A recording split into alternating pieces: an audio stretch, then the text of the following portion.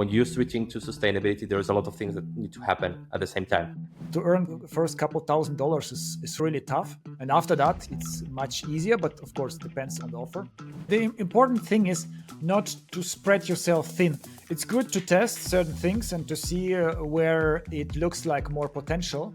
In the end of the day, you need to interact with the same people over and over, ideally with the right people. The website is more like to bring people to see the overview of your offers. But to get the eyeballs in the first place, social media is usually much easier. If 50% of people are opening your newsletter, that's a good sign. That means they are interested.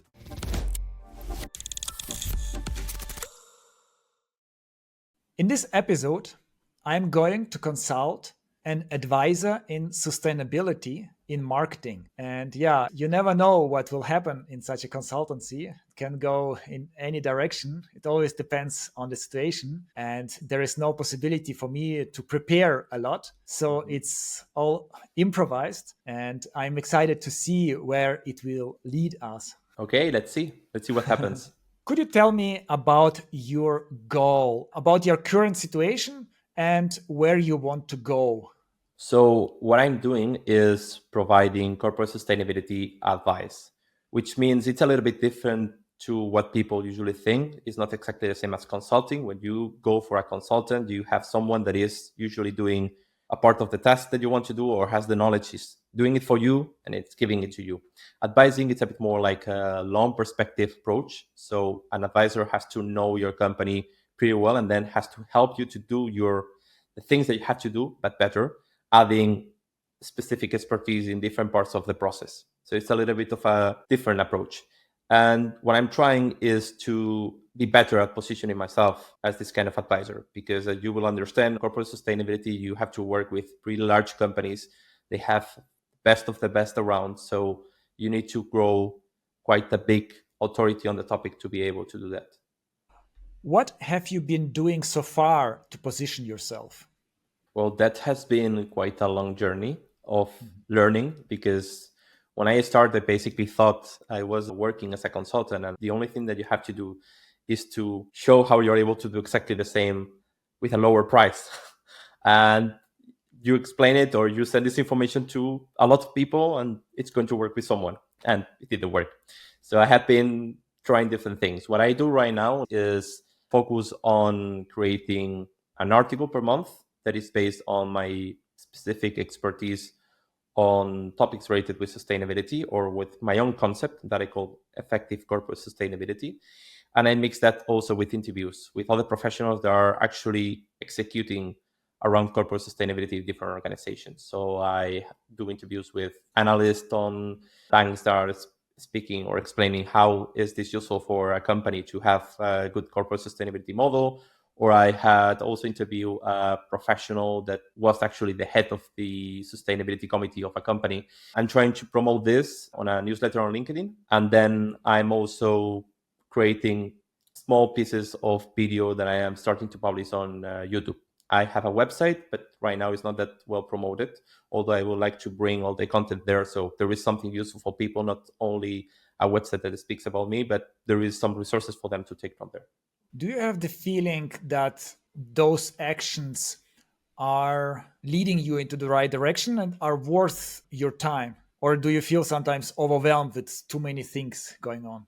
To be honest, I cannot be sure 100%, but I think this is the most efficient way to do it, because what I have seen since I started as an independent advisor is that the majority of the work that I had and the majority of the connections that I got. So I try to do this a lot of different things to promote myself, to go there to new clients. At the end of the day, what worked better for me was to have the right people to connect with the other right people. And I think that the main point of doing these interviews also, it's the actual people that I'm meeting for the interviews. Then I'm able to connect with them to have a better understanding of their needs. They are the same kind of people that then I would like to work with. So basically the problems that they have are the problems of my potential clients. That's one part. The second one is that I think they have sometimes more authority than I have. It makes more sense to have some humility and then to find other people to teach that is not me, and me being the one that is speaking this information. And then I have access to them for a longer time that if I try to directly sell them something, which then comes to a better or let's say deeper relationship in the future. Yeah, I like the idea of interviewing experts or potential clients. It gives you such a great understanding of their needs if you talk with them and also with other experts in your area that are not competitors to you. First, it helps you a lot. Usually, this kind of consultancies would cost a fortune if you paid those consultants, but so that way you get it for free. And also, it shows your skills and knowledge, and it can establish you as the person to go if you have those challenges or those goals. Speaking of challenges and goals, let's talk about your target audience. How do they want to become more sustainable, or is it they already have been working on that and they want to improve the sustainability effectiveness? My idea is to solve two problems that are connected with corporate sustainability. The first of all is that the majority of the strategies of sustainability in large companies, at the end of the day, barely happen, which is they have these targets and then they basically reach half of the targets or partially some targets. There is some researches about this, and I think there was around 4% of sustainability strategies reach 100% of the targets, and then 47% of them reach half of them. Having a strategy that it actually is not going to happen is a risk for them, and it's also a loss of money and resources. So that's one problem that I try to fix. And the other one is that corporate sustainability on a private company has to bring back some sort of return. You have to be able to get something from that on an ethical way, but still to make some money, because we're talking about private companies and they have limited resources. And when they don't have a clear understanding of how this is going to bring value back to the company, is always going to be this thing that you have to do when you have done the rest. So coming back to your question, the idea is to bring people that is already doing this on their companies in the right way. Usually not consultants, but people inside large companies, like exactly my potential clients that had already done the thing, because the companies that are already now leaders on managing something are doing already the best practices that at some point the ones that are average will need to integrate. So I am bringing this knowledge of people that is walking the way already of bringing value on sustainability or to make it actually effective and meeting their targets to the people that at some point would like to learn. That's the idea behind the content. So the decision maker in those companies, how is it structured? There is this person who is responsible for sustainability Mhm. internal in the company, and he is responsible to achieve those 100%. Usually what happens depends on the maturity of the company. In a very well established company, you can imagine someone that is maybe a listed company with thousands of employees and making billions. What they have is quite a large structure. They have an ESG committee that maybe is connected with the board, and then they have a chief sustainability officer, which is the higher level, a sustainability director, a team, and then what they do is having targets inside the sustainability team, but also all the targets that are connected with other areas of the company. For example, if we're talking about diversity or we're talking about health and safety, this is not going to be the responsibility of the chief sustainability officer. This is going to fall into, it could be human resources, could be operations, whoever is already expert on this area. So what they say is, okay, this is your target to meet our sustainability strategy. It's the same with carbon footprint, for example. So when you're talking about carbon footprint, you have different targets of how fast you want to decarbonize your company, which means you don't produce these emissions anymore. And emissions come from different activities in the company. So what you do is saying, okay, on operations, we need to decrease the energy that we use for this. So this goes to operations. They are the ones that know how to reduce the energy that they are using. So it's a little bit diversified. Interesting. It's yeah, I'm used to work with smaller startups, and it's the decision making is so simple. The boss wants to execute it, and he says to his employee. But in big corporations, yes, It's a whole puzzle kind of thing. You need to talk with the right department, with the right people in the right department. So the goal is usually created by someone else, not by the sustainability officer. That's also depending of the company, but usually what you do is to collaborate with people to find the right target. I can put your example on electricity consumption, for example, which comes from carbon footprint calculation and all that. You will have a team of professionals of sustainability in the large company that is understanding what is carbon footprint, which is understanding also how do you are producing this in your company, and then when they identify that maybe the company is polluting for this reason, they will come to operations that knows how the energy is used. So if you want to set a target there, you need to collaborate, because yes, the knowledge is on the sustainability team. They know what it is, the carbon footprint, and how reducing energy is going to affect, or switching to renewable energy is going to affect to the carbon footprint of the company. But then when they go with suggestions like, okay, we want to reduce 30% of our emissions in whatever the years, 4 years, how is this going to happen on the production system of the company? How could we technically change the energy we consume? Or how could we, on procurement, for example, decide to switch from energy that is not renewable to energy that is renewable? So these things take a lot of collaboration, because the pieces of knowledge are in different areas. The target has to be set with the collaboration of both of them. But sometimes it's not happening like that. Sometimes one area, which is the sustainability team or the sustainability committee, says we have to go on minus 40% emissions in 20 years. Operations will decide how to do it, is their problem. What are common reasons for them to create those sustainability departments and to create those goals to be more sustainable? Is it about perception, about marketing, how the target their clients are look at them, or is it maybe like being prepared for the future, or is it pure cost driven? You have hit the key point, because that's going to change depending of the company, but there's where the value of corporate sustainability lies on. Because if you're a listed company, then it's about your investors. In Europe and United States right now, depending on the research that you see, 40 something percent, 50 something percent of the fund investments are integrated some sort of criteria of sustainability, or ESG as they call it, environmental, social, and governance. And these investors, when they are going to decide what company are they're going to put the money in, they are also evaluating your sustainability. So if you're a listed company, what you want to do maybe is to understand how these people speak in your company or not, depending of how is your sustainability performance and what they want from you. But then that could change. There is also large companies that what they do is basically producing a product for another company. And this big company has also a strategy on sustainability. And they also want to switch from greener products. So they are going to pick, when they go for different companies, they are going to pick one or the other one depending of the policies that they have and the actual performance. That's a different motivation. If you have large accounts that have specific sustainability criteria, or you could be a startup.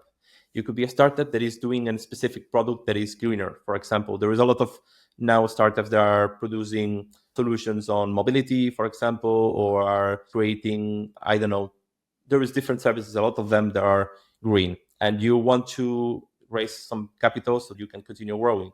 So what you're looking for is an investor that has a green criteria, because that's going to be easier for you to then connect with them. So the point is to understand exactly what's the motivation and what's the area of value that you could find on corporate sustainability with this specific company, to then know how to drive the strategy through that direction.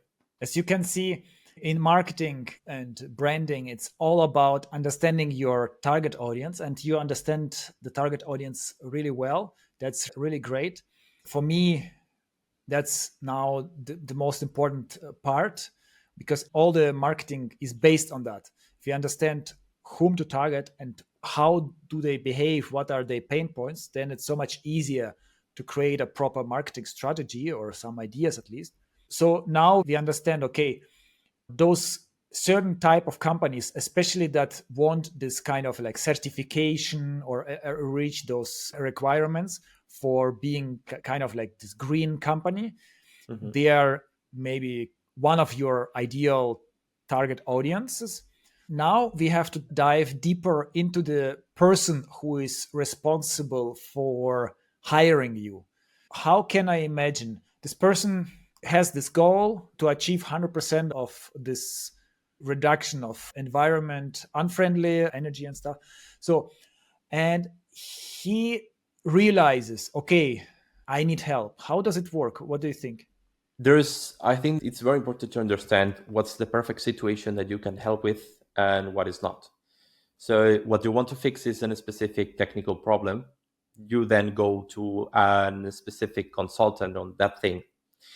I am there for people that, or for companies that need to switch the whole structure of the company. So you are moving to this sustainability strategy that adds value to the company, what we were saying for. And that in a large company, in a startup, you could do it really easy because basically you say, okay, now we're going to work on this thing, not on this thing.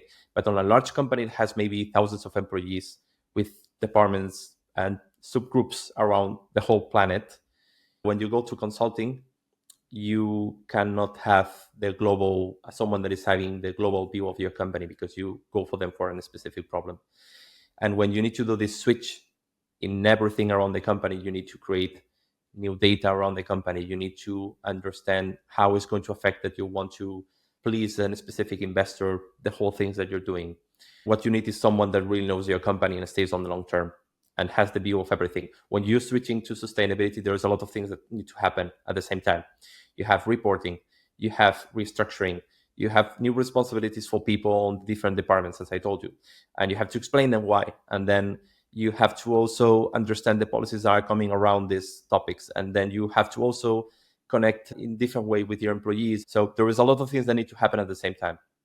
When you are looking for someone in this situation, then you're going to definitely need someone that understands the global picture, not in a specific problem. And then you can have conversations on all of the things at the same time, not just one box. So this decision maker who will hire you in the end, that's like our final goal. He doesn't have so much experience with moving and improving sustainability because the company just started doing that or want to achieve a new level in sustainability. Is it correct? It could be the case. There could be also professionals that want to have an external perspective.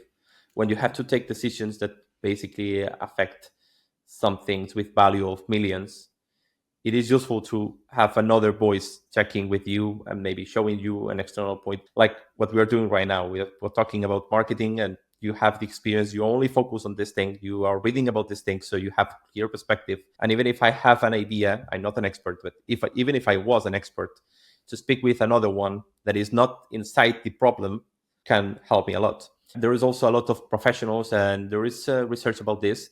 There is more and more sustainability professionals. There is more and more sustainability directors, and there are new people on this role. They usually promote it internally. They don't have the background on sustainability, and they have to adapt pretty fast to it in a context that is kind of difficult to manage. So for these situations, while you are trying to keep up and get adapted, you probably already have the knowledge of how to manage teams, how to execute a budget, and how to execute a strategy, but you don't have the background. You bring also someone like me. What do you think are the possible ways this person would start searching for a person like you, for an advisor like you? That's the difficult part because when you're in this problem, you usually don't think about this kind of solution. The solution that you look for is, okay, I have to do this report that is based on this legislation, and I'm going to look for consulting companies that are doing this. But you don't look for a partner that is able to bring an external perspective. It's not that of public concept, so it's a bit more difficult to put it on the head. And I think that they usually don't look for this. That's one of the problems. It's me coming to them in the right moment. Yeah, probably we have to think about ways where those people, this target audience, is looking for solutions and Mm-hmm. information. For example, maybe they will go to some conventions related to Mm-hmm. sustainability where they will find people like you, or maybe their intent is to search for something else, but suddenly there is even a better solution, you. Totally. I think it will be a good way to do it. It is something that I have on my list. I just have been working a bit more on the concept, because the concept that now I'm explaining took me the majority of this almost 4 years as an independent advisor to find it. It has been a long evolution, and the website is pretty new. The newsletter has 6 editions. I was consolidating what I bring to then being able to go there and explain it. But yes, conventions are on my list, and also webinars with a specific knowledge connected with my approach. What I have seen that works the best is to connect with people that can find these other people with a problem in the right moment, and they know what you do. So then explain it for you. Yeah, you can cooperate or interact with people or companies that have the same target audience and that are not in competition with you. Mhm. So maybe it's even a good idea to target agencies who also consult or execute certain aspects of sustainability to those target audiences. Those agencies are already established usually, and they are well connected, but they might have problems to find the right expertise. Mhm. And sometimes they even could have more clients, or yeah, focus more on getting new clients, but they are just 100% capacity on their capacity maximum. Mhm. So, and if you show them your expertise, then they might say, okay, there is someone who can work independently. We don't need to micromanage him, and we can still profit and generate revenues. It has been quite difficult to find the right approach, because the approach of work that I have is not you externalize on me the task that you need to do. You look for someone that is advising you. So it is difficult to, if I was working with like the classical freelance that basically I'm going to do this package of proposed of deliverables for you, then that will work perfectly. You basically need to go for companies that are already providing you a service and they are overwhelmed, and then basically they take you as someone that can release some part of this pressure. But with the kind of approach that I'm trying to do is a little bit more difficult, although I think I start to find the solution on some specific fields of knowledge connected with finance. When you have a financial advisor, which is a bit more famous for a corporate organization, then this advisor knows something about ESG management, but could benefit to bring someone below that is going to explain it. Also, it is interesting to connect with other financial professionals that are connected with investment. If you are an investment fund and you want to invest in a company and you want this company to have the sustainability things on place, then you can bring your own expert and put it in the company so they work on it. That's the ideas that I already had. I'm trying to work on that, but it's difficult to reach these people also. Yeah, it can even be not related to sustainability. It can be even a marketing or sales agency focusing on bigger corporate clients. I would like to make you a question about networking. Mhm. So pretty well and much better than me, people that is working on a marketing agency focused on large companies. How would you try to connect with someone like this? Because we're overwhelmed. Everyone is connecting on LinkedIn, but it doesn't mean anything nowadays. I have 4,000 connections, and I can count with probably the fingers on my body, the 20 fingers that I have, the people that I could actually call or send a private message, and they are going to answer. So, how do you make the right connections with the right people in a way that then they are going to take the time to know what you're doing and to see the value of the collaboration? You're right, it's not so easy. Usually, the better people know you as a human, the Mhm. easier it is. And another aspect is, if they can profit from you, then it makes it also easier. So the first part, or let's start with the second part, profit. So here you can also say, okay, I work with big corporations. I can recommend you as a marketing agency, and you can recommend me for your clients, and you get a certain percentage, which can be huge for them, so it's can be motivating. And of course, you're right. So now let's talk about the first part, connection. The problem with LinkedIn and with everything else, like with social media, we get bombarded with messages, with offers to cooperate. And yeah, after a while, you get really picky. Even if the offer sounds really good, we don't jump on it. With we, I mean marketing people and business people, let's say. So that's where you have two approaches. Either you meet them in real life, that can be really effective, but of course not very scalable. You go to those events, and suddenly you are not one of the 8 billion people out there who are just contacting those people, but you got a connection with them, and they know, okay, you are a smart person, you are probably more trustworthy than someone who just created a LinkedIn account and contacted like in a spammy way. If your target audience, in this case, not target audience, but potential cooperation partners, if they've seen content of you Mhm. over and over again, which is a bit difficult because they are not very interested maybe in the topics you are talking about.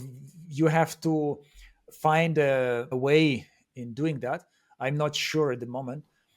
But anyway, then there is a gain of trust. And another thing is, if you get some kind of proof, or you can put yourself higher up. For example, you studied in this elite university. That's one small thing that can boost compare if you I have compare worked with. on the credibility. I have testimonials on LinkedIn and on my website. I have certifications on my LinkedIn that you can also see. I have the background. You can see that I used to work on PwC, which is quite of a recognizable brand. And then what I'm trying to do is to create the right content based on my approach, which is not that usual. So it's a little bit different. That's what I call effective corporate sustainability. And I'm trying to focus and to be efficient. So the big pieces of this information are the monthly articles, but then I cut little pieces of it. I do short videos, I do a bit more long videos, and then I do posts, which I am releasing from time to time. And it's my way to stay more time on LinkedIn. I am also trying to create a bit more of a community approach. I would like to start something with my newsletter. The LinkedIn newsletter right now is pretty small. I have 600 followers, 660 right now.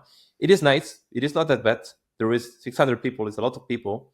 I would like to create something that is very specific and small as a group, but is a private group for people that actually have this problem, the problems that I'm solving. And there, I want to keep it clean of commercial activity, but I want to make them connect with each other.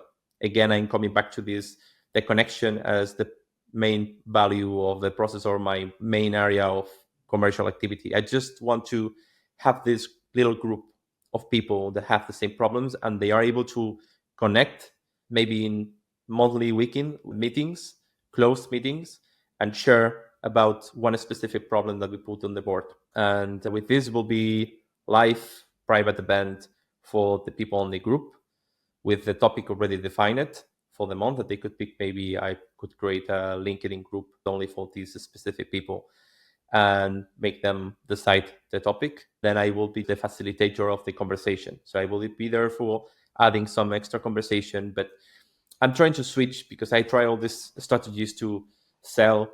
And right now, what I'm just trying to do is to have something that is helpful.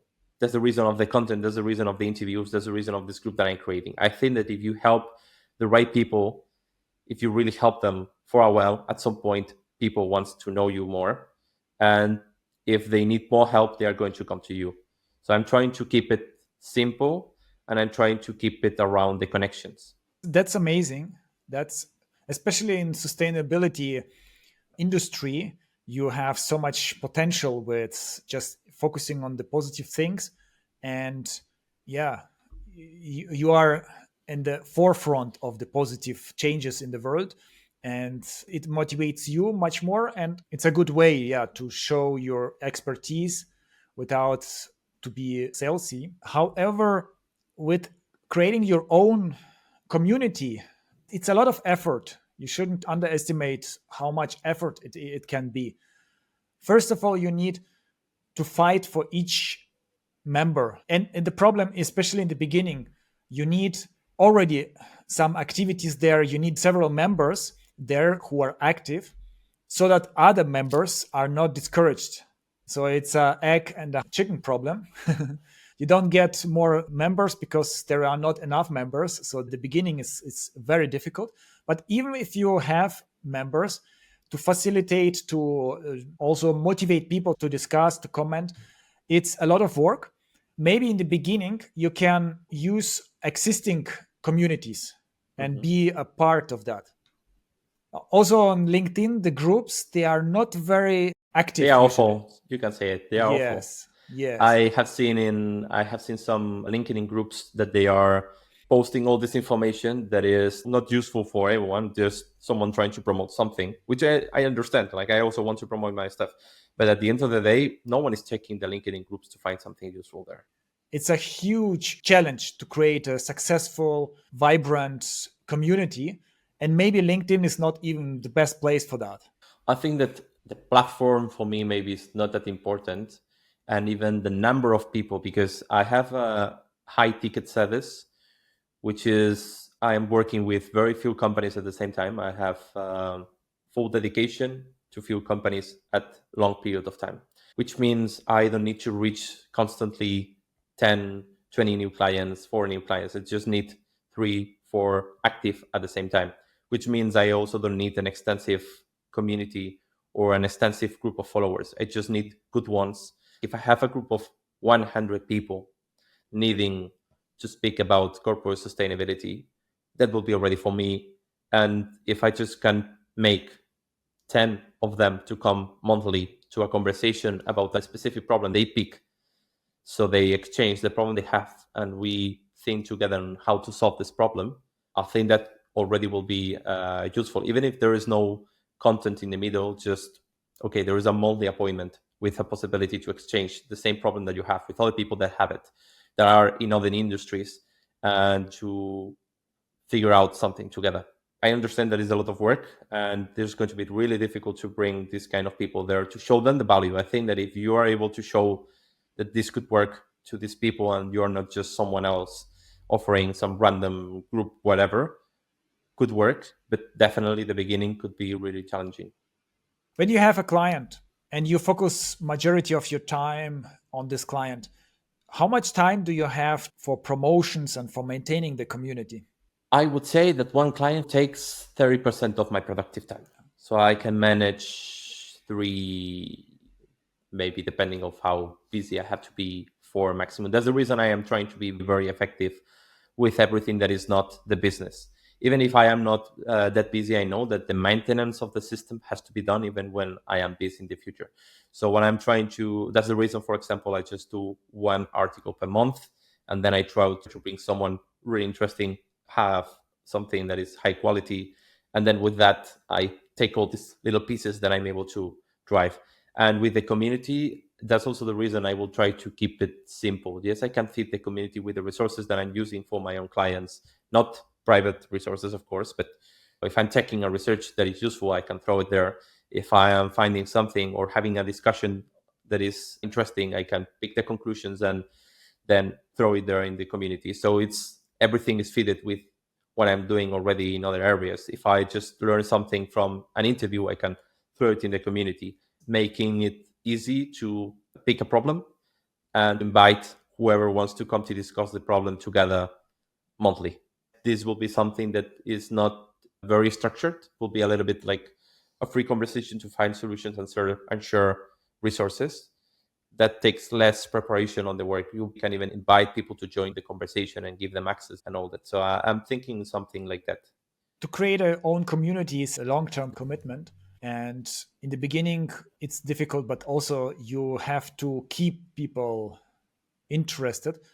So high quality communities in this, like in B2B area, you can't use LinkedIn or Facebook, especially Facebook. You understand it's Yeah, not has to be very, corporate yes. approved. Yeah. With LinkedIn, it's a bit maybe easier, but still it's not very common to use groups. So the best groups are on separate platforms as standalone. For example, there is this platform school.com with K, wrong written, SKOO. And it's really clean. It's really well maintained, this whole platform, and you can create the group, but it's really tough to be visible. You already need visibility from other sources to bring those people. If you are successful on LinkedIn, Instagram, YouTube, Facebook, and all the time you communicate, hey, come to my group, then it can work. But without that, the findability is not so good. What could work pretty well if you find some communities that even are paid, maybe Mhm. some from special associations, federations who are around your industry, around your topic. If you position yourself as the expert, that can be so much less effort and you are directly at the eyeballs of your target audience. I think it's a very practical approach and totally right that at the beginning, what you have to prepare is a clear concept that you're able to explain, and then you can start sharing it in the right space. I think it could be valuable to go for a community that is connected with my values and with my approach.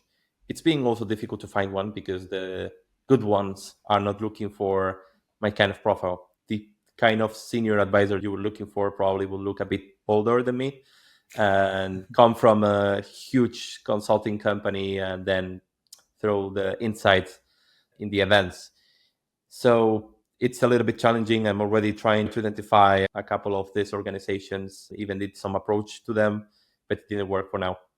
Big corporations, they are, I think, they value a lot the image, because whenever they make a decision and it's based on an advisor or consultant, they can always point, okay, I hired the best of the best. I hired McKinsey. I hired the specialist for sustainability who is famous. Everyone acknowledged that. That's less risk for the decision maker. Hmm. That's why I was thinking maybe there is a way how you can be integrated in another agency. Which kind of format it is, it's of course up to you. There is you can kind of like white label solution where you are doing it under their brand, because in that case the advantage is the big corporation gets their brand that they trust, and the agency, they understand, they can probably estimate, evaluate your skills, your knowledge, and it's win-win for everyone. And of course you said it's not as easy, but yeah, maybe there is a ways like to think outside of the box. The most important thing is to understand how the decision makers are behaving. So, which kind of processes do they have to improve their sustainability know-how, or which kind of challenges they face? How do they search for the solutions?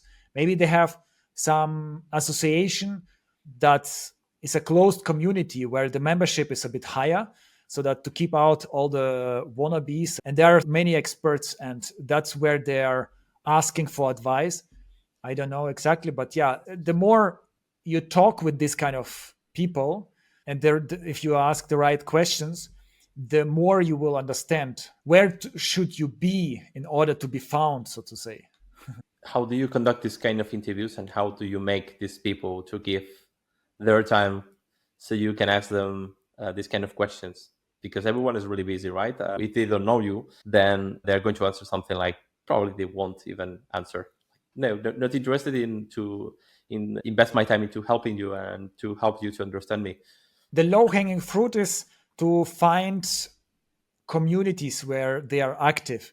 That's Hmm. of course not so easy, but there you can see what they are asking. It's also again this egg and chicken problem. To understand which communities they use, it's good to talk with them. If you find their communities, then you can see what they are talking about. I think that was the origin of the newsletter. I try already to go to associations, to people, and then it was like, you know what, I'm going to do my own thing. I will do it the way that I want. But of course, it's a slower process because you don't have anyone there coming. And that's the reason I'm saying, yes, I have a small newsletter, but on this busy times on B2B world, having 600 people there, it's already something to celebrate. And what you mentioned before, yes, I am trying to, it's all about credibility when you're providing advice. So there's the reason I have my certifications that probably I don't need, but they are certifying by someone else that I know some things.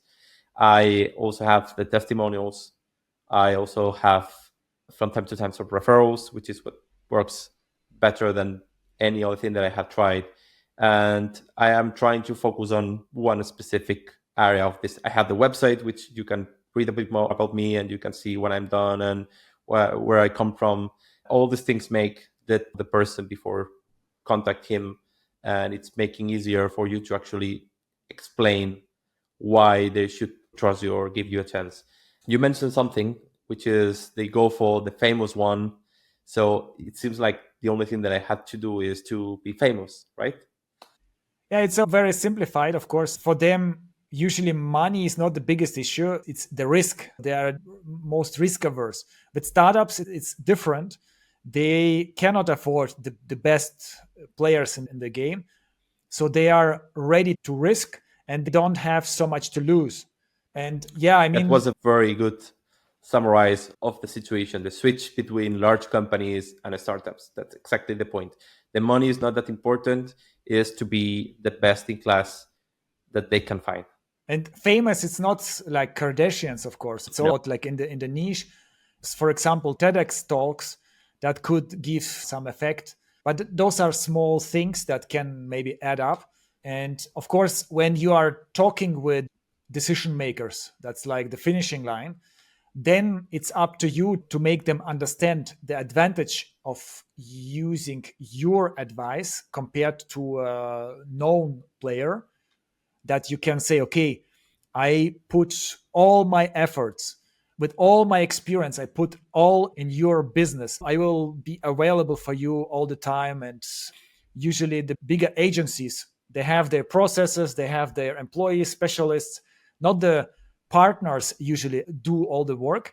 And you, exactly. in your case, it's you personally, so it's so much more worth compared. So the low hanging fruit is some communities, some maybe LinkedIn profiles of your target audience. If you read them and see which groups they're following, which people they are following, which newsletters, you can understand what they are interested in. Maybe you can also see what do they comment. That could also be interesting. And yeah, for me, interviews like in podcasts, that's a very effective way to interact with people. And you already started doing that. It's a good way to get in touch more with those people. I think that one is good because it's good for everyone. Of course, I want to meet the people I interview when I'm picking them because they have done something valuable. They are the kind of people connected with what I do. But then they want an opportunity to explain to everyone how they did what they have done successfully. And then the people want to read it because they want to do it better. So I really like that approach because everyone basically is winning something. And that's the best collaboration you can suggest. And also, as I mentioned before, if you meet them in social events, then they are in a talking mode. It's easygoing. You can establish a relationship and then just ask a few questions here. So you don't interview one person for an hour, but you ask around and you get a better feeling. Even if you talk with other agency members, maybe they have some experience with your target audience. My business partner, he was discovered as a pupil in the school as a development genius kind of thing. And maybe it can be also an inspiration for you. In a forum back then in 2007, I don't know, a long time ago, he answered a question to an entrepreneur. And he found it so great that they had a call. And since then, they know each other. And yeah, he invited him to his startup back then. He was in the school, the richest guy kind of thing, because like he could afford really expensive drinks. He was just 16 years old or even younger, and he joined this community of startups in the German Silicon Valley in Berlin with Rocket Mhm. Internet.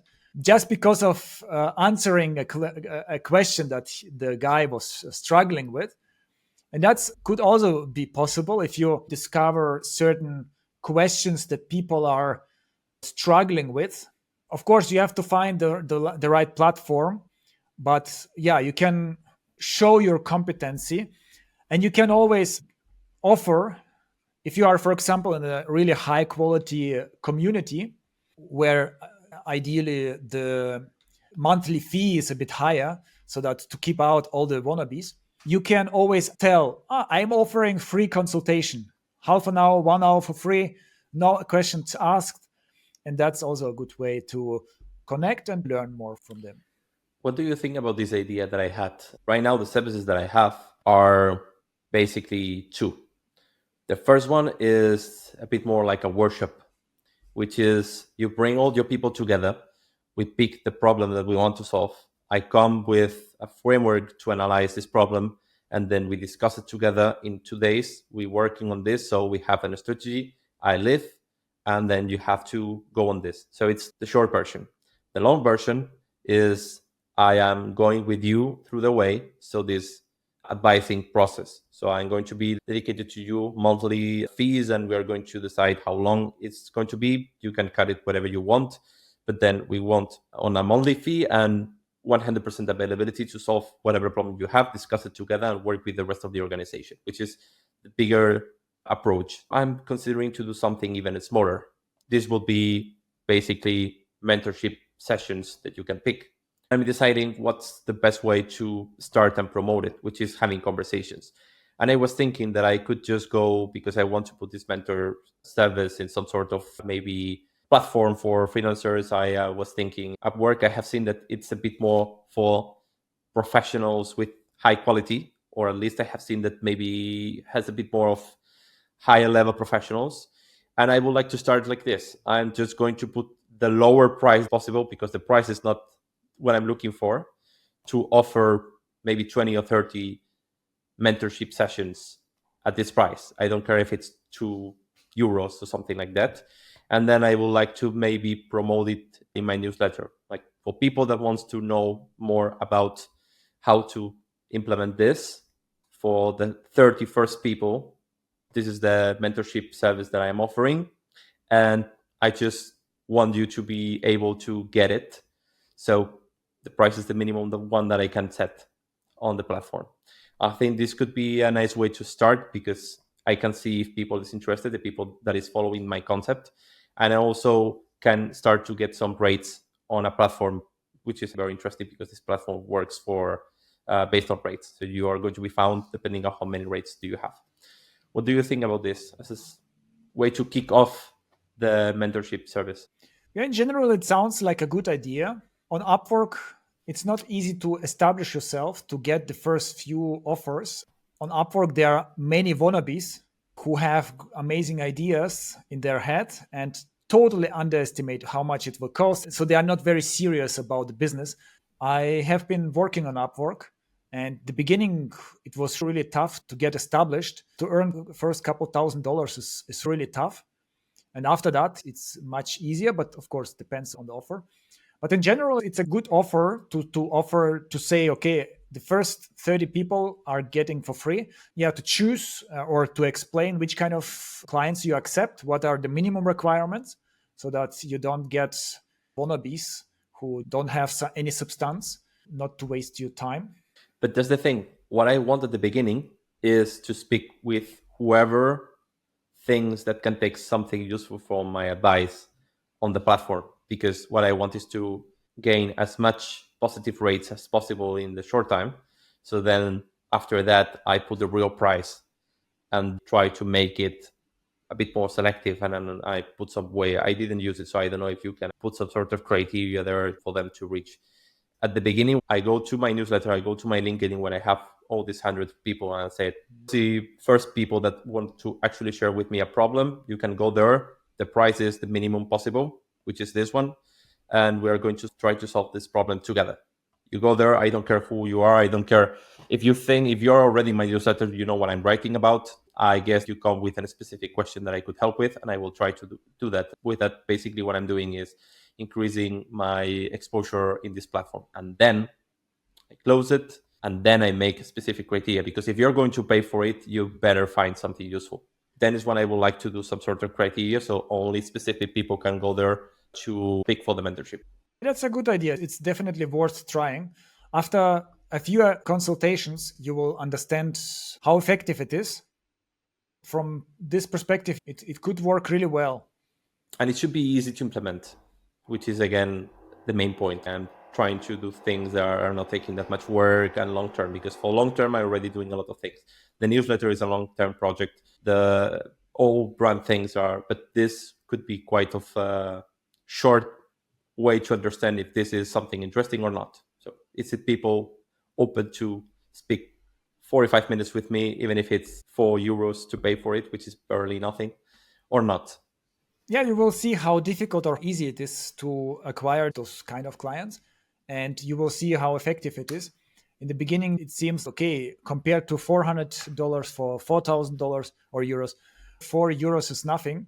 People should be coming like crazy for this offer, but in reality, it's usually not that easy to acquire, even for free. But it's definitely worth trying. What I'm thinking about, have you considered smaller companies as your target audience? Maybe some bigger startups where sustainability is an important part. The thing is that will change completely the structure of what I do, because the more complex the organization, the more valuable I'm going to be. If my ticket is wherever it is, and then the cost that you're going to implement in corporate sustainability, because you're a huge company, is millions, then I am very effective of what I'm doing. But doing the same, the smaller you are, the less effective I am. And then if I'm less effective, I have to charge you less. And if I have to charge you less, I cannot do the same for you. I have to dedicate less. So I'm also less effective. And then it is the circle that goes on the loop that goes on the reverse way. That's the thing. You just mentioned before that startups are also looking for the best relationship between quality and price that they can find. So you have those big players, let's say, probably, I don't know the names, but McKinsey's of sustainability kind of thing. But in general, they are really good overall for bigger corporations to be hired, but they are not very specialized. And they can do the same thing I do, because basically if you want a consultant, they have sustainability services in McKinsey for sure. But if you want McKinsey to work with you, definitely they are going to do a research that is going to be amazing.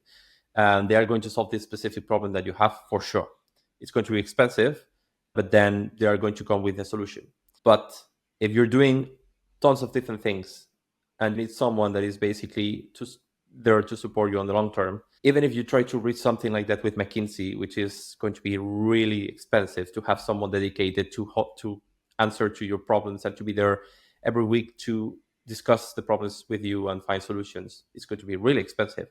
Even if you try to do something like that, McKinsey is a company, which means they have teams and people, and they have rotation, and the people that is today with you is not going to be the same that is going to be in a month with you. And definitely the people in these teams that could dedicate to you are not going to be the partners or even the managers. It's going to be some sort of consultant that has maybe a couple of years of experience there, 3 years of experience there, which is going to be good, but then it's not the same that to have someone a bit more experienced. So that's the reason that the kind of service that I provide, it is difficult to sell, in the meaning that it's very, very specialized and very personal and very dedicated to few companies. But at the same time, consulting companies can't offer the same. Yeah, exactly. There are holes in their offers, kind of thing. So those bigger players, for example, they don't take care of certain type of clients. If you are underneath the size of this and you cannot afford so many millions, then they don't care about you. So they might be a target audience that is slightly below the requirements, and they are much more perceptible for other alternatives because money matters for them. And also with specializations, maybe it's possible to specialize on a certain industry, certain type of businesses, so that you are maybe you are not the best or the most famous in overall sustainability, but in this one niche you can become like the number one who, and you can improve your processes and knowledge for this specific That's the industry. reason I create my concept, Yeah. because it's my way to do something very specific. Corporate sustainability consultants, usually what they do is the technicalities of it. So do you want to calculate your carbon footprint? Do you want to do a strategy of sustainability? What I do is, yes, I can help you to do it, because my way to work is not to do the things for you, is not to give you deliverables. But then I have a specific approach that is not that common, which is corporate sustainability that happens and that provides value back to the company. And that's my way to try to be doing something a bit more specific and to learn about one specific thing. And that's also the reason I'm creating content about this approach, and I'm interviewing people asking about these things, because I also have seen that there is not that much people talking about effectivity. So you go to McKinsey, you do the strategy with them, and then you don't implement it. So what happened? And that specific area of knowledge matches perfectly with my service, because I'm going to explain how to make things happen. But then if you need support of on making things happen in the organization, you need some sort of advice like mine, which is going on the long term. So the concept, the knowledge, and the service are match. Yeah, that's why I think being a guest on podcast could be really valuable for you, because I think those your target audience, especially if it's more around sustainability, they are probably listening regularly, and then if they listen you here and there, then you suddenly think, oh wait, let's get in touch with Alberto to see what he can offer us. And also maybe your articles can be published on specific magazines or I have done it. Yeah. websites. Yeah. I have a couple of them published on specific magazines dedicated to sustainability in some way or another one. And I did that for a while, although then it make articles much more difficult, because you have an editor that has a specific idea of what you have to create, and then that brings some difficulty on actually writing the article. So then sometimes you just create an article for them and they don't want it. It's a bit tricky. When I did that, I didn't see any kind of return from this effort. So then I thought, well, if it's going to be challenging for me to create this content, if it's moving me out of the kind of content that I want to create, and then when I do it through these magazines, I don't see anything coming back to me, then what's the point of doing it for them instead of doing it on my own space? This is also very interesting to know. If I can go with articles that I published on my space and offer to them to also publish it, because I think they usually want to have something that is brand new. Yes, your article should be very unique. There are tools that check, like copyscape.com, for example. They check if this article has been published anywhere else. For serious websites, they don't want you to republish content because it's bad for Google rankings. And I think for magazine, it's the same. Of course, with AI tools nowadays, you can rewrite it a little, make it unique, maybe expand it a little bit. The thing is, why it might not have worked, it depends on the offer you are offering. It's a good idea to offer something for free on your website that can be quite valuable for your target audience. It's called lead magnet. Mm-hmm. I have a couple of them. I have tried some things You've already. been busy the last 4 years. Yeah, I have been like trying different things and creating different things and this and that, not being that effective on any of the things that I tried. But now I am also thinking how to bring some of this content back now that I have a website, because when I did this I didn't have it, to put it there in a place that is available for people. I'm trying to figure out the best order to mix all these pieces, because again, yes, I could invest into relationships, going into conventions and trying to make better connections there, face-to-face connections. Yes, I could also try to publish in magazines instead of publish alone, or I could just try to create some sort of funnel with the things that I already had that comes to at the end, maybe a free mentorship with me, for example, which is, again, what I want is to be able to have one conversation with people that has the problem and then to try to help them on the problem. I don't care if it's for free the first 40 minutes, like it's not going to change that much. Picking the right combination, it's also quite tricky. Yeah, the important thing is not to spread yourself thin. It's good to test certain things and to see where it looks like more potential. In the end of the day, you need to interact with the same people over and over, ideally with the right people. It's not about if your target audience saw or listened to you once, they forget about you. But if they listen to you 10 times, then they remember your name, they start remembering your name and start getting a relationship with you. And it can be overwhelming, especially if you don't have a whole team behind you. You cannot afford to do many different things simultaneously. So you have to prioritize. In terms of website, for me, the website and the content, the blog posts on the website, in the beginning, they don't have a huge priority. I usually prefer to use other platforms because it's much easier to get visibility there. Because to get website ranking in Google, it's quite an effort, and you have to understand it works better with very specific niche, maybe questions, but still, usually, oftentimes there is a lot of competition, and the barrier to get to the first page in Google it's quite high. If you use other platforms, for example, YouTube, Twitter, and especially Reddit, then you can profit from their domain authority. Your articles are even more likely to rank in Google sometimes. It depends on the platform. Especially Reddit is really strong in Google right now. If you search for many questions in Google, Reddit is oftentimes the first few results. Okay, that's interesting. So publishing the article through Reddit instead of on my website.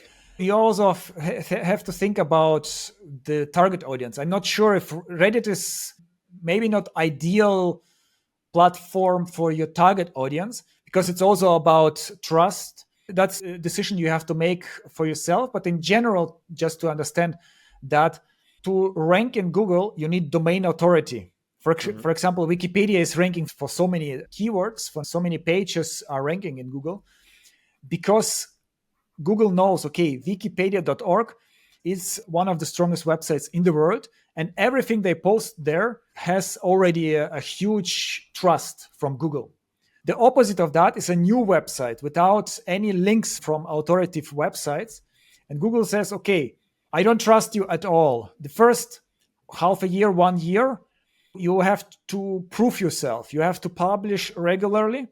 And then maybe if I see there is the right type of content around the topic, and it seems like there is a human behind it, an authority, then maybe I will give you here a little bit rankings. And then we will see how many people click on that and how many people leave the website. And you can see it's a long-term game. For me, a website is more like to bring people to see the overview of your offers and maybe to get a newsletter subscription because you have the landing page, you can explain everything in more detail. But to get the eyeballs in the first place, social media is usually much easier. Like on LinkedIn, for example, it's so much easier to get visibility for your posts than on your website. That's the reason I start with LinkedIn and I create the newsletter on LinkedIn because I already have I'm not famous on LinkedIn, but 4,005 or something, 4,300, something like that contacts. It's already quite a good base to start working with. And then the newsletter on LinkedIn is promoted by LinkedIn. So when you write there, LinkedIn is actually showing your articles. It's inviting sometimes people on your network automatically without you doing anything. And LinkedIn is specifically for professional people, and there is a lot of large company employees working there and sharing their content. So I thought it was the best way to start. Of course, in the future, if you want to have a newsletter that is your own thing and all that, you maybe would like to move it to a private space, but LinkedIn is doing the job for me. So yeah, the main point for me now, I would like to bring more people to the LinkedIn newsletter so they can see the value. And then when they are subscribed, I would like to maybe make some sort of post or article that is more like a promotion, like you can do this, or do you know someone that could be interested in being in this newsletter, or if you're interested in a specific mentorship you have for this time or for this first 20 here. But first I need to make the newsletter grow. With LinkedIn, you can also create longer articles. Mhm. And in my opinion, they can also rank better in Google. So if you cover a question in a detail, then you have much better chances, I think, with LinkedIn than with your website. With AI nowadays, you can repurpose your content on websites and then on LinkedIn post without even email newsletter, without much additional effort. With LinkedIn, it's important to have a consistency in terms of which kind of people you connect with. Hmm. Because LinkedIn, whenever you post something, it shows to a small fraction of your audience. Oh yeah. And if they interact, then LinkedIn shows to more people. If they don't interact with the post, then that's it. LinkedIn is not going to show to anyone else. That means if you have people who are in, if all 4,000 people, ideally, for example, would be interested in sustainability topics, then they would like your post and LinkedIn would show it to more people. But if you have all kinds of people who are some of 10%, maybe 20% are interested in sustainability, then the chances are high that LinkedIn shows to not to the right people and they will not interact and they will not grow. What I have seen on LinkedIn is that it is very difficult to get reactions. It's not like Instagram, if one is liking whatever you publish there, photos of your last summer or whatever. On LinkedIn, even if they could be interested, they are not reacting to it because it's not that emotional network. You have to be very careful with the kind of people that you connect with. It was very funny a year ago when I went to the connections that I had, and then I filter for those that could be potential clients. Okay, let's see how many of these people could actually think about buying one of my services if they connect with me.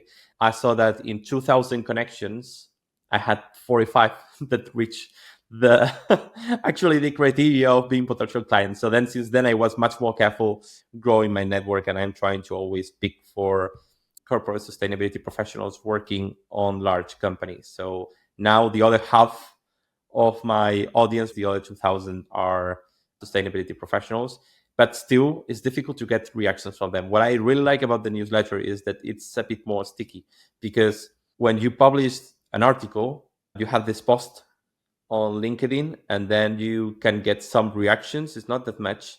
So maybe you see like you have 500 impressions, 600 impressions, maybe with sometimes you get 1000 impressions. But the people that is following the newsletter, if they have the notification activated, they receive an email every time that you publish on the newsletter, and then they receive also a notification on LinkedIn. So I see how the people that is entering in the article, I don't know if they read it or not, but they went to the article, it's much higher and it's growing bit by bit. I remember when I was publishing articles on LinkedIn outside of a newsletter and I had 50 reads, which was hopeful. Now it's not that much, but I'm trying to accumulate more and more, and I'm having now around 300 something, reaching the 400, which is quite good because the subscribers are at 600. So that means that more than half of the people there is reading the article. You can also use a freelancer, a virtual assistant, to manage your LinkedIn a little bit. Of course, not the most important things, but at least, for example, in my case, I have someone who is helping me to find the relevant people, to connect with them. I prepare the messages, and it can work really well because we, as a owner of our businesses, we don't have the time to spend so much time searching for the right people, to connect with them. It can be a lot of effort, especially when you get a new client. Then your focus is on the client, and here is no constancy. And with LinkedIn, it's always good to have constant new growth and publishing of articles. So it's much easier if you have someone who is assisting you. Of course, you have to see yourself. In the beginning, you create the concept, the process yourself. And then as soon as you are ready, you can delegate certain parts of it to someone else, and you already know what are the best practices. And yeah, I think in the end, you have to prioritize, really prioritize. You have tried several things, you have several options, and you have to think about which of those channels have the biggest potential for you, and which of those channels you can do constantly on a regular basis. And that should be like 80% of your awareness campaign. And we have awareness, that's where you get in touch with people, where they see your brand and where you get a connection with them. And then there is the second part, is to bring to the next step, to interact with you in a more like in this free call, which is a good idea. And also here you have to focus and find the thing, the lead magnet, the free thing that has the biggest potential, and actively promote that everywhere in all your channels. And not every time, but at least once in a while. Even if people like what you're saying, they need to understand what you are offering for them, what could you offer for them, and what would be the next steps for them. That's interesting. To pick the right one and put it everywhere. I have to think about which one is the best one and how to make it available everywhere. Right now, what I'm doing with my connections is I just send a message to connect. And then when they accept, I send back another message that says thank you. And I also mention my newsletter, which is supposed to be interesting for Yes, them. yeah. When they are in the newsletter, they are probably Yes. going to continue receiving my articles, which on long term, they will know about more about what I think, what the people that I'm bringing, the ideas that I'm sharing. I have seen that this is less, not that aggressive Yes. approach with them. And in the long term, which is what I'm trying to do, I'm trying to create really valuable relationships, even if it's Yes. with few people, but high quality. If they feel for 1 second that you're just throwing the same thing to 2,000 Yes. people, then you're done for this kind of relationship. What is done oftentimes wrongly in marketing is to propose in the beginning, in the first site. Oftentimes they say, okay, you don't know me, but do you want to work with me? No, of course not. So it's a funnel. Yeah, it's a step by step. First, you bring them to your newsletter, and then you can interact, and then you can offer the offer. But it's also important not to forget about the last part. They try to give as much value as possible, and then people are amazed and happy, and they would buy, but they don't even know what to buy. That's a very, very good advice. And I think that could be something I prioritize. Let's say I have been growing the newsletter and I wanted to show them that valuable people is going to come to the conversations, which I think it's also very important. If you see that reputed people is coming to the newsletter to speak with this guy and to write the article together, then probably this guy is someone real that knows a bit of what Yes. he's doing. And then if I have 50% of reading in this newsletter, which apparently is the case, then if I have to offer something, definitely has to be there. Or if I have to try to reach someone, has to be there on this list of 600 people, because these Yeah. people is already interested in the concept, and there is a 50% chances that they are reading one in two articles that I publish. Yeah. So definitely that will be a group of people that I will try to, not aggressively, but try to have private conversations with some of them to go a little bit deeper and see what I can do for them in a specific. And but yeah, I was trying, as again, as I mentioned, this newsletter is something more or less new. I was first trying to bring people that knows by experience on their specific areas of expertise, and to bring more and more knowledge, so then I can in the future start approaching some of the people that is following the newsletter. You've put many things in place.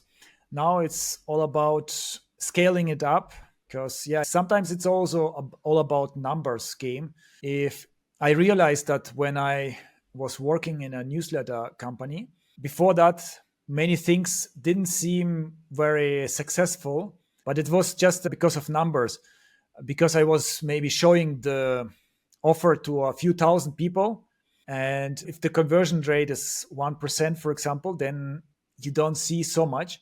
Or actually, if you have a couple thousand visitors and then the conversion rate is 1% for higher ticket prices, it's even lower. So if you are unlucky, you don't even see any results and you think, okay, I'm in the wrong direction. But then I was sending 10,000 emails per day, or even like in the peak time, 50,000 emails per day. And then suddenly you realize, oh, yeah, now you understand what is happening. There is always a small percentage who are buying, not always, but if you target right, a small percentage who are buying. If the total amount is high, then you see suddenly numbers coming in.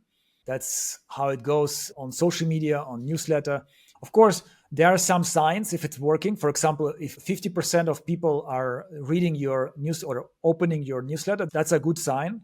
That means they are interested. If those people are your target audience, they probably are. I mean, your not target audience would be students who are just preparing for school. That wouldn't be good. But if there are businesses like corporate, they work in corporate companies, then it seems like you are on the right path. You just need to consolidate a little bit, maybe to delegate certain things that you have a little bit more time to breathe, to do one on those personal interactions and one-on-one calls. We don't have a concrete strategy for you because it's more like an inspiration now. And the next step would be for you to prioritize and create a strategy day to day. What do you want to do on a regular basis? Once a week, for example, once a month, the post, and so on. And then it's just execution. And maybe like 20% of the time, you can always try something new and see how it works, like with the Upwork, or you can do it for a couple of weeks or a few weeks and test a new project and see how it works. But while you're trying new things, the other things are continuously growing. I think that maybe the funnel is starting to take some solid image in my mind. And what I'm seeing is now the basic structure, which is there is a newsletter with valuable content. There is people that comes for the interview. So I have a way to connect with interesting people, offering something that they want to do instead of selling something, which is come to speak with me about this specific topic, and we're going to publish something together. And then I just need to feed it with more people, which could be connected with going with what you mentioned before, which is going to more conventions, because more conventions are more people, are more connections on LinkedIn. More connections on LinkedIn, when they follow you, is automatically more invitations to the newsletter, and then it goes on the newsletter, and then on the newsletter you can try to have a more direct approach. Yeah, thank you very much. I hope I could help you to get some inspirations, to get some questions answered. It's, of course, only one consultation where we had to understand the target audience and the current situation, and then on top of that, to see which direction it should go. And I hope it will lead to some results.